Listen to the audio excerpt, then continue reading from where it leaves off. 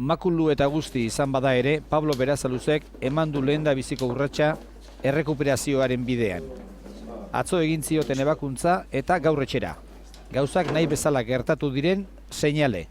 Eta esan duzten, operazioa oso ondo juntzala, dana oso ondo urten dauela, eta rekuperazioa egin beharko dela, astiro, eta berak uste duela oso ondo jarriko dela dana, eta hilabete batzutan hor frontoietan ebiliko nazela, ez. Bai, eperi jarri gabe. Ez, eperik ez dut jarriko, eta importante denen etzako da oin lasai hartu gauzak, rekuperazio on bat egin, eta ondo atera, ez. Atzera begira jarrita, pena eta eskerrona etortzen zaizkio burura Pablori.